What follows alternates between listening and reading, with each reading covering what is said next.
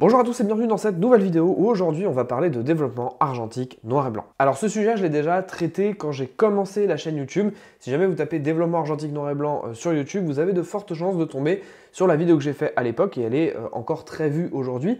Mais ce que je voulais faire dans cette vidéo, c'était vous montrer comment mon développement argentique avait évolué. Vous aurez donc compris que je ne vais pas traiter du comment fonctionne le développement argentique noir et blanc. Si jamais vous tombez sur cette vidéo et que vous vous posez la question, je vous laisse aller voir le principe que j'ai développé en long, en large et en travers dans la vidéo que j'ai fait à l'époque. Et aujourd'hui, on va vraiment se concentrer sur certaines étapes et certaines pratiques que je fais maintenant par rapport à avant. En vrai, vous pouvez même aller cliquer sur la vidéo juste pour vous foutre de ma gueule. Parce que j'étais un petit peu différent avant, un peu plus jeune, un peu moins de bide, plus de cheveux. Bon, on ne peut pas gagner sur tous les tableaux non plus. Le pré-mouillage est quelque chose que je faisais à l'époque mais que je ne systématise plus vraiment puisque je ne réutilise pas mon révélateur. En fait, le pré-mouillage il est surtout utile quand vous réutilisez votre révélateur et que vous ne voulez pas le polluer. Certaines pellicules ont des couches anti-halo assez importantes et qui du coup se dissouent en fait dans le révélateur. Mais concrètement, si vous jetez votre révélateur, vous faites ce qu'on appelle du bain perdu. Clairement, on s'en fout un petit peu. J'ai tout de même lu récemment et en préparant cette vidéo que ça pouvait avoir un intérêt en 120 pour permettre en fait de correctement développer le bord de la pellicule parce qu'en fait la pellicule dans l'aspire elle est au niveau de petites encoches et en fait si on ne fait pas le pré-mouillage ça peut occasionner des développements un peu irréguliers au niveau des bords de l'image. C'est moins gênant en 35 mm puisque le bord de l'image en elle-même est assez éloigné du bord de l'aspire. Donc voilà, j'ai pas testé. Je sais qu'il y a certains de mes développements qui effectivement étaient irréguliers sur les bords en 120, mais ça m'a jamais ruiné une image. Donc bon, si vous voulez faire du pré-mouillage, faites-le quand même. Au niveau de l'agitation, c'est assez simple. Dans la vidéo de l'époque, je vous avais dit que je faisais 1 minute d'agitation continue la première minute de développement, ensuite 1 minute de repos au total, et ensuite 30 secondes d'agitation toutes les 30 secondes jusqu'à la fin du développement. La seule chose que je fais légèrement différemment, c'est que je n'agite plus 30 secondes toutes les 30 secondes, mais à peu près 15 secondes, puis je laisse 45 secondes de repos, 15 secondes, puis 45 secondes, etc. Je dis ça, c'est à peu près, des fois je peux faire plutôt 10 secondes, des fois 20 secondes. Honnêtement, j'ai jamais remarqué de grosses différences sur mes images, ou même quasi aucune différence sur mes images. Je développe toujours de la même manière maintenant, et voilà, je trouve pas que mes images que je développais à l'époque en agitant 30 secondes sont mieux ou moins bien développées que celles où j'agite pour 15 secondes. Là où ça va vraiment jouer, c'est si vous commencez à faire du stand développement, ou que vous faisiez du stand développement et que vous faites avec un autre révélateur où vous agitez, là vous pourrez éventuellement comparer, mais honnêtement, faut pas trop se prendre la tête non plus sur les secondes d'agitation. Si vous agitez quelques secondes de plus ou quelques secondes de moins, ça va pas changer grand chose. Depuis que j'ai commencé la photo argentique, je suis passé par plusieurs révélateurs et actuellement, je n'utilise pas du tout le même révélateur que j'utilisais au départ. Je vais un petit peu vous expliquer tout ça. Au début et au moment où j'ai fait la vidéo à l'époque, je crois que j'utilisais de l'Ilfosol 3 ou du LC29 qui étaient des révélateurs liquides, concentrés, très concentrés dans le cas du LC29 et qui me permettaient du coup de développer pas mal de pellicules. À l'époque, je développais quand même beaucoup chez moi, c'est encore le cas pour le noir et blanc, mais disons que j'avais un rythme de shoot de pellicule qui était, je pense, un petit peu plus élevé que ce que je peux avoir maintenant. Alors même si l'Ilfosol 3 et le LC29 se conservent peut-être un petit peu moins bien que d'autres révélateurs, ça me permettait quand même d'utiliser au moins la moitié, voire les 3/4 de la bouteille, mais j'en perdais toujours un petit peu et il pouvait y avoir des phases où je développais plus, sur, je sais pas, 2 mois par exemple, et quand je récupérais le révélateur, bah, il était plus très frais, voire il avait noirci, etc. Fallait que je rachète une bouteille, bref, c'était pas terrible. Ensuite, je me suis intéressé au révélateur en poudre, je dirais il y a 3 ans à peu près, où j'ai commencé à développer avec de l'ID11. Donc c'est un révélateur en poudre, le principe c'est qu'il faut le préparer globalement la veille, il faut préparer sa solution stock et ensuite cette solution on l'utilise dans ses développements.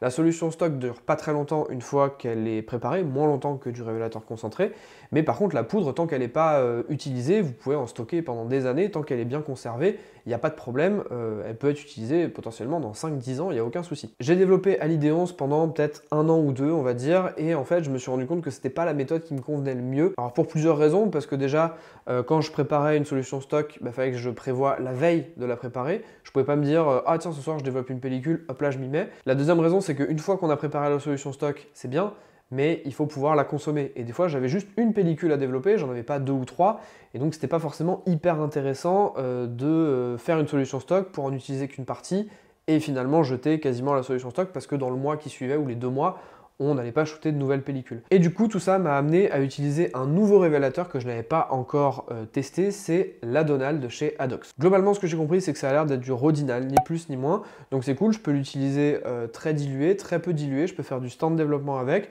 ou l'utiliser de manière plus classique dans les développements que je vous ai expliqué dans la première vidéo faite sur cette chaîne. Il n'est pas très cher, les bouteilles, c'est pas des bouteilles, c'est des flacons de 100 ml, il est tellement concentré que de toute façon, il n'y a pas besoin d'en avoir des quantités immenses. Il se conserve très bien dans le temps vu qu'il est très concentré. Il m'est arrivé de voir de temps en temps des dépôts qui se forment au fond de la bouteille. Dans ces cas-là, c'est pas grave, un petit filtre à café, on filtre son révélateur et tout se passe bien, on peut repartir avec, il n'y a aucun souci.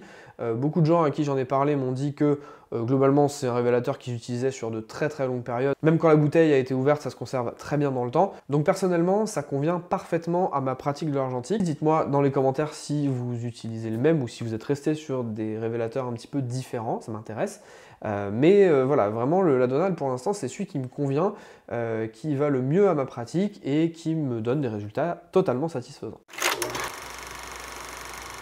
Parlons maintenant un petit peu de la réutilisation du fixateur. Alors au tout début de ma pratique photo argentique, j'utilisais du fixateur à bain perdu, ce qui était complètement con, honnêtement, parce que ça me faisait gâcher beaucoup de produits. Je me suis très vite mis à réutiliser mon fixateur, mais à l'époque où je vous en parlais dans la vidéo, ça faisait assez peu de temps que je le faisais, et là j'ai quand même envie de vous partager un petit peu mon retour d'expérience, ce que j'en pense, les choses à ne pas faire et les choses qui marchent plutôt bien. Déjà quand je commence à diluer mon fixateur, à préparer ma solution de fixateur, je fais un mélange classique, hein, je crois que c'est 1+4 il me semble, comme dilution, donc je fais cette dilution mais je la fais sur un volume d'1 litre à peu près, parce que par rapport à avant, je développe du plan film, j'ai une cuve aussi qui me permet de développer 2 Spire 120 en même temps et la cuve fait 1 litre, donc j'ai besoin d'avoir 1 litre de fixateur dans tous les cas. Ces dernières années de développement m'ont permis de faire quelques expériences et notamment de noter les dates à chaque fois que je faisais des développements et donc des fixations et le nombre de pellicules que je faisais à chaque fois, et en général le chiffre sur lequel je me base c'est à peu près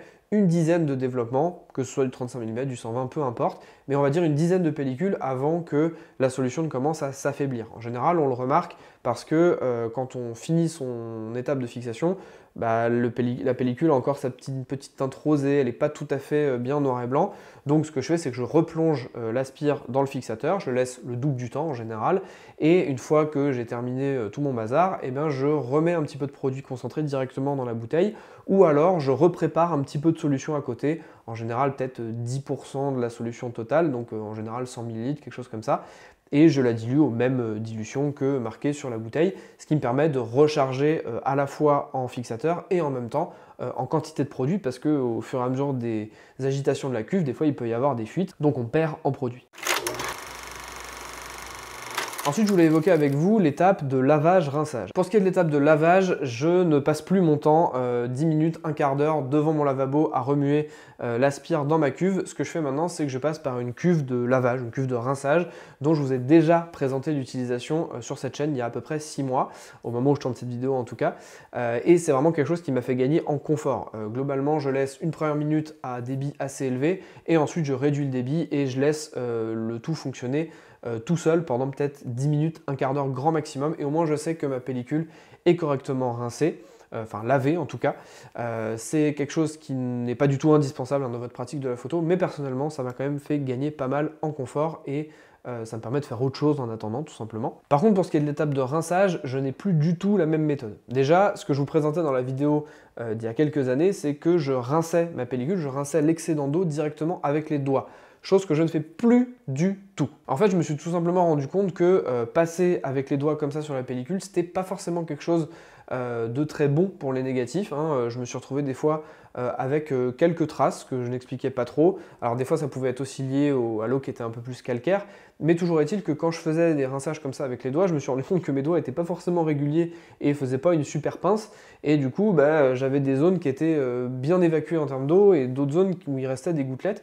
Et je sais pas, j'avais l'impression que ça me faisait des séchages un petit peu irréguliers. Donc ce que j'ai décidé de faire, c'est que dans l'idéal, je prends de l'eau déminéralisée, je fais mon dernier bain à l'eau déminéralisée, dans laquelle je mets de l'agent mouillant, ça permet de casser la goutte d'eau, et l'agent mouillant, je l'utilisais, on va dire, mal au début, c'est-à-dire que je mettais quelques gouttes, hop, je faisais mousser, et après j'enlevais le tout. En fait, ce qu'il faut faire avec l'agent mouillant, c'est tout simplement mettre quelques gouttes, remuer légèrement mais vraiment très doucement et laisser poser peut-être 5 minutes, quelque chose comme ça, le temps que ça fasse effet.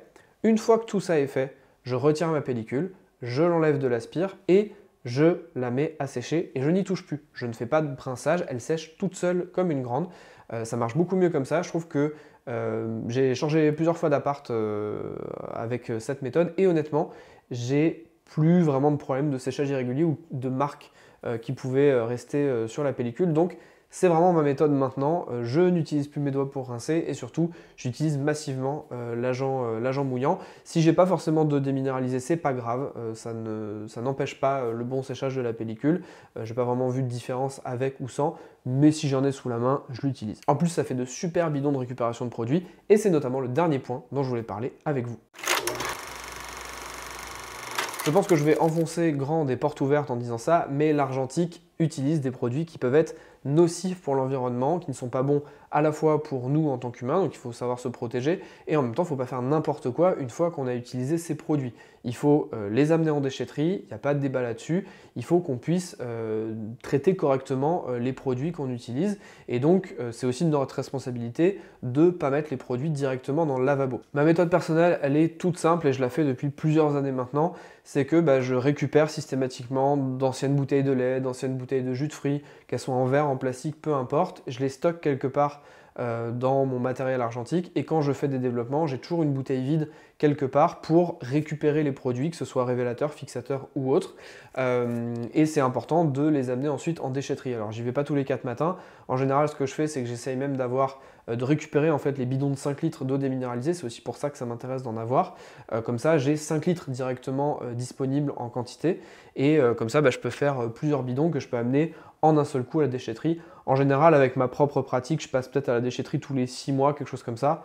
Et j'ai peut-être une évacuation de, je sais pas, une vingtaine de litres, une quinzaine de litres peut-être en 6 mois, quelque chose comme ça. C'est un sujet que je traiterai probablement sur la chaîne, ça fait plusieurs années que je me dis qu'il faut que je le fasse, mais j'ai toujours pas pris le temps de le faire correctement. J'aimerais beaucoup interviewer des gens qui travaillent en déchetterie et des gens qui recyclent ce genre de produits, si ça se trouve. Donc si jamais vous avez des contacts ou vous avez des ressources que je peux creuser, n'hésitez pas à me les mettre en commentaire, ça m'intéresse beaucoup. Voilà, je crois que j'ai à peu près tout dit sur ma nouvelle méthode de développement. Alors vous avez vu qu'il n'y a pas grand chose qui change dans le principe même, mais par contre j'ai fait quelques ajustements, j'ai changé de révélateur, je réutilise mon fixateur, je ne rince plus et je ne lave plus de la même manière. Donc il y a pas mal de choses qui ont changé, même si le principe, encore une fois, reste le même. Dans tous les cas, n'hésitez pas à me donner votre méthode de développement en commentaire, pourquoi vous utilisez tel ou tel révélateur, parce que vous utilisez peut-être une pellicule en particulier, vous voulez un rendu, etc. N'hésitez pas à me détailler tout ça en commentaire, c'est vraiment intéressant et puis ça permettra à beaucoup de gens de comprendre qu'il y a plein de manières de développer et d'avoir des rendus différents. N'oubliez pas que j'organise des workshops argentiques sur Nantes, des workshops prise de vue, pas développement mais des workshops prise de vue. Si jamais ça vous intéresse de vous inscrire, le lien est dans la description, il reste encore quelques places sur les workshops de 2024. Sur ce, moi je vous dis à la prochaine et surtout...